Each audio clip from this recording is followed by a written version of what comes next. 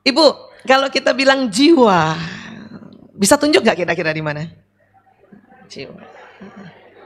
Mana Bu? Sini, sini, sini. Yang mana Bu? Masya Allah. Ya, baik. Berdasarkan penelitian, jiwa itu rupanya sebuah program kehidupan yang ada di seluruh tubuh sebetulnya, di sel-sel tubuh. Masya Allah ya, jiwa itu programnya. Ya. Otak paling banyak program yang Allah berikan di otak. Ya. Kemudian juga ya, selain di otak juga nanti ada program-program di tubuh yang lain dan juga satu lagi adalah kolbu. Nah sekarang kalau kita bilang kolbu, ibu pegang yang mana coba? Nah betul, ada di sudur, ada di rongga dada, Masya Allah. Baik, sekarang ilmu otak Bu berkembang pesat sekali karena ditemukan alat-alat yang bisa mendeteksi ya apa sih program yang ada di dalam otak sampai sekecil-kecilnya ya, termasuk ada program yang disebut watak watak ya, watak. Nah, watak ini ya kalau dijelaskan atau didefinisikan dari kamus bahasa Indonesia itu artinya sifat batin manusia yang mempengaruhi segenap pikiran dan tingkah laku ya. Bisa juga diartikan budi pekerti, bisa juga diartikan tabiat ya. Dan bisa juga diartikan dasarnya. Ibu pernah nggak kalau lagi ngobrol sama teman-teman, terus kadang menceritakan ya kekurangan seseorang, terus teman langsung bilang, udah susah, dari sononya begitu. Pernah dengar begitu ya? Itu maksudnya watak. Watak. Karena ditemukan di otak manusia, ada setiap orang itu ada 2 jenis wataknya. Dan ada program kekuatan dan kelemahan. Dan watak itu bawaan lahir Ibu. Bawaan lahir ya.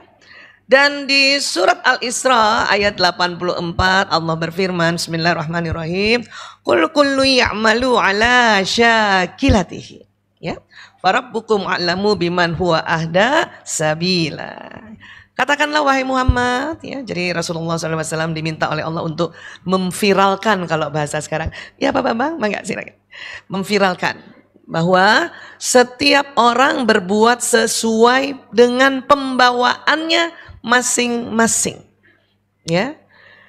Kemudian ada kalimatnya Allah ya, firman Allah berikutnya adalah farabbukum a'lamu biman huwa ahda sabila, maka Tuhanmu lebih mengetahui siapa yang lebih benar jalannya. Artinya watak kita emang dibawa dari lahir, itu diturunkan atau kalau bahasa kedokterannya ya genetik. Pernah dengar Bu? Memang secara genetik ya. Kenapa? Karena ada kromosom ya. Ini namanya kromosom Bu, boleh lihat gambarnya ya. Kalau pernah belajar biologi, IPA, sains, kan ada istilah kromosom perempuan XX. Pernah dengar ya Bu? Kromosom laki-laki XY kan gitu ya. Iya. Nah rupanya kromosom tuh bentuknya kayak gini Bu. Kita nggak apa-apa ya belajar tentang tubuh kita. Insya Allah semakin kita tahu tubuh kita, insya Allah kita semakin bersyukur pada Sang Khalik yang menciptakan kita ya. Kenapa disebut X? Ya karena kayak X Bu. Perempuan ada 2 tuh, ya X-nya kayak gitu tuh. Ya nih kayak gini nih ya. Nah laki-laki X dan 1 seperti ini. Nggak kayak iya banget sih Bu. Ilmuwan tuh suka bingung, ini kasih dinamain apa ya? Terus kata ilmuwan yang satu, ya udah kita kasih nama Y, walaupun nggak Y banget, supaya gampang saja, ya. Dan ingat ini semua ciptaan Allah. Di dalamnya ada apa? Di dalamnya ada benang-benang yang nanti ada DNA, ada gen, ya. Apa yang dibawa? Apa yang dibawa? Yang dibawa pertama adalah ya bentuk fisik kita.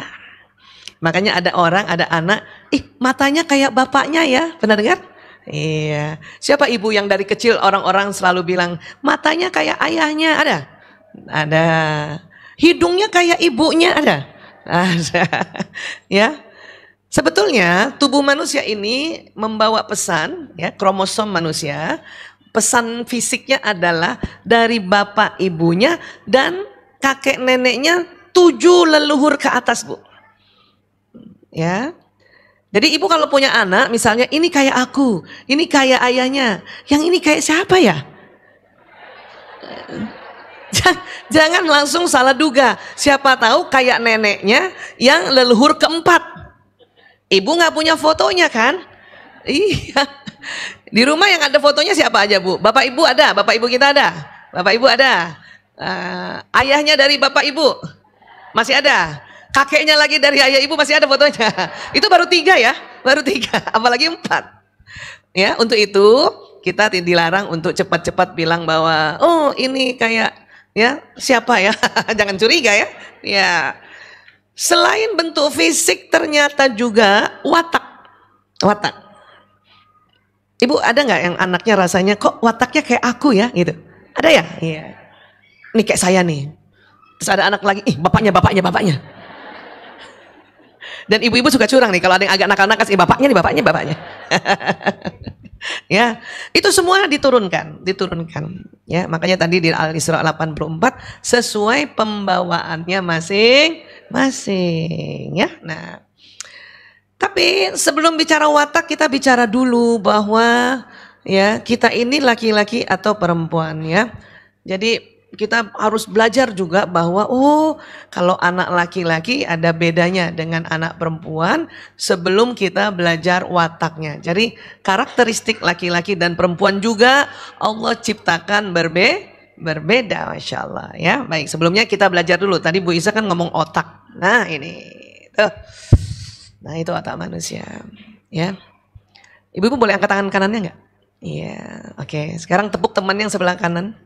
Terus bilang, teman-teman punya otak? Ah, udah.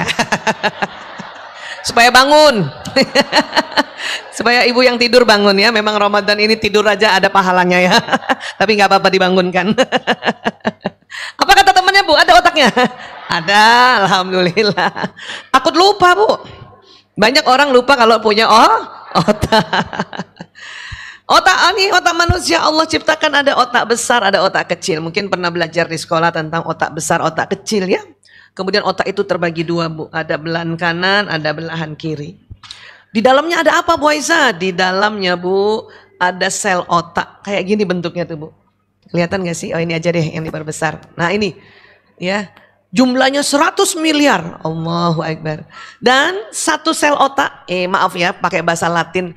Saya memang nggak bisa cari bahasa Indonesianya karena kesepakatan para ahli kalau bicara tentang tubuh manusia pakai bahasa Latin supaya ibu datang kemana saja ngerti itu. Misalnya ibu ke Singapura, ibu ke Malaysia, ibu ke Mekah sekalipun ibu ngomong neuron orang udah tahu oh itu sel otak. Ya, boleh ya? Jadi 100 miliar neuron. Satu sel otak atau satu neuron kerjanya kayak satu komputer Bu. Komputer yang canggih. Ya, nah. Saya lahir tahun 60-an. Ini lahir tahun 60-an ada hadir di sini coba angkat. Masya Allah. Ada juga yang lahir tahun 50-an? Hadir juga? Masya Allah, terima kasih. Ibu lahir tahun 50-an aja masih mau belajar. Keren banget. Yang lahir tahun 70-an Bu? Masya Allah. Ibu yang lahir tahun 70-an itu lebih canggih dari kami Bu. Masya Allah. Yang lahir tahun 80-an? Coba angkat tangan, di atas juga.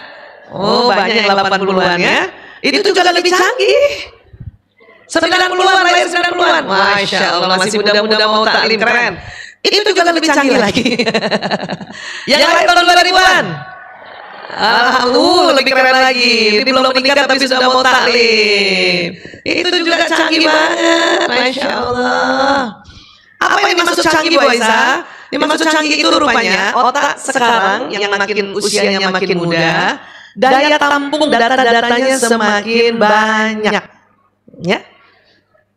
Terus mereka ini ya otak yang Allah ciptakan sama jumlahnya 100 miliar. Tapi karena mungkin waktu ibunya hamil gizi nutrisinya berbeda dengan kita yang lahir tahun 50-60 ya Bu. Iya. Makanya yang lahir 50-60 ini walaupun otaknya nggak canggih tapi kami tangguh. Tetap nggak mau kalah. Saking tangguhnya sel otak yang lahir 50-an 60-an makanya menghasilkan karya-karya ya teknologi yang tangguh. Ibu ingat nggak TV zaman dulu Bu? Kalau rusak dipukul jadi benar. Iya betul. Siapa masih dapat? Bu Lydia masih dapat. Dulu ada acara namanya Dunia Dalam Berita. Ini pembawa acaranya Anita Rahman. Televisi kita zaman dulu gituan ya Bu. Televisi tabung namanya. Suatu ketika pernah goyang-goyang tuh Anita Rahman, saya teriak, ibu saya lagi di dapur. Ibu, TV-nya goyang. Kata ibu saya dari dapur, pukul nak pukul. Pak, bener. Suatu ketika pas dipukul goyangnya jadi pelan. Ibu masih goyang. Kata ibu saya, apa? Pukul lagi sampingnya pukul lagi. Pukul.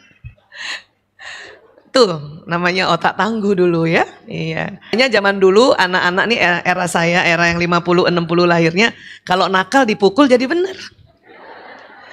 Sesuai. Sekarang emang boleh TV ibu dipukul sekarang? Gak bisa. Laptop dipukul aja gak bisa. Makanya anak sekarang nggak bisa dipukul lagi Bu, ya jangan dipukul.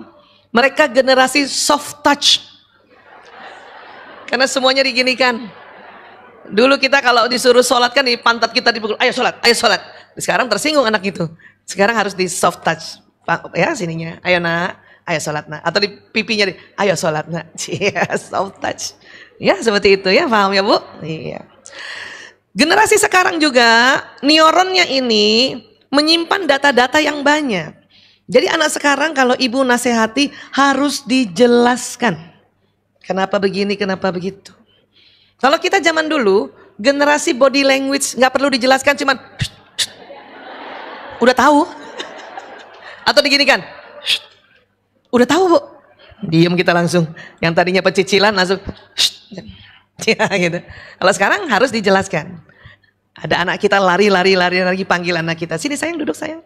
Ya, kamu duduk yang tenang, duduk yang manis. Kalau kamu lari-lari, nanti kamu jatuh kepleset. Atau kalau kamu lari-lari, nanti mengganggu orang. Harus dijelaskan kayak gitu.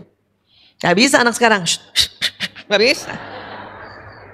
Karena memang otaknya Allah buat, Allah ciptakan. Ya, ini untuk menampung informasi yang lebih banyak. Paham ya Bu ya? Untuk itu, kalau mau generasi setelah kita ini makin baik, stop untuk melabel mereka dengan label yang buruk. Karena masih banyak di antara kita masih suka bilang, generasi mecin. Enggak Bu, yang mecin itu saya.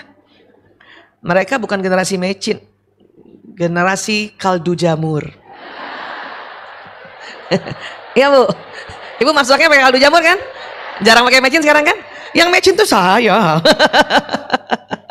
Zaman dulu ya, Dunia Dalam Berita tiba-tiba ada iklannya. Itu mecinnya seplastik gede-gede banget.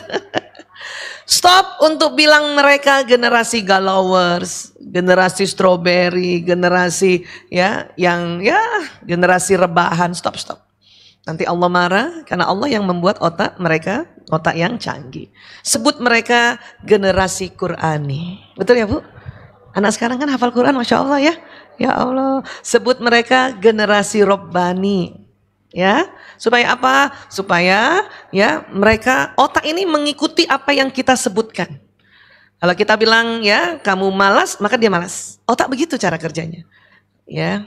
Nah, jadi sekali lagi stop untuk bilang. Karena anak-anak sekarang juga kalau kita bilangin yang jelek-jelek, mereka juga tersinggung. Kenapa? Apa dia bilang, aku kan gak tahu kamu lahir tahun 2000-an.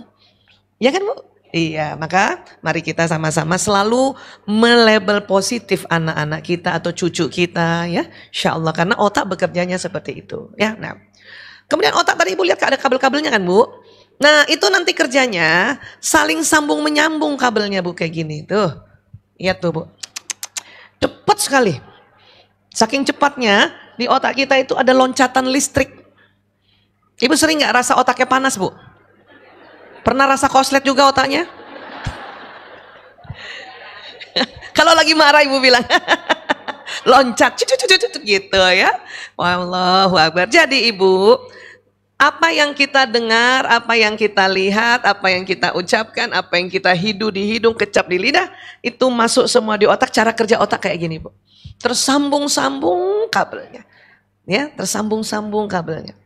Nah, pada saat tersambung itu apa yang terjadi?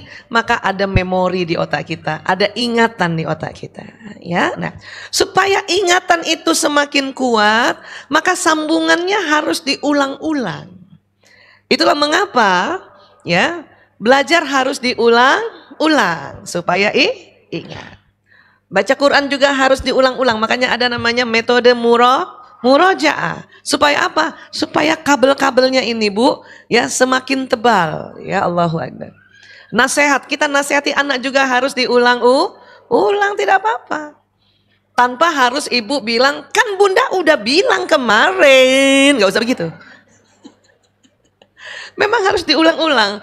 Rasulullah SAW saja menasihati sahabatnya diulang-ulang. Ya. Kita bahkan sholat pun supaya kuat di otak kita ini. Tentang kita bagaimana Allah mau terhadap kita sebagai hambanya. Ramadan pun juga diulang-ulang. Puasa pun supaya ini semakin jadi kuat otomatis.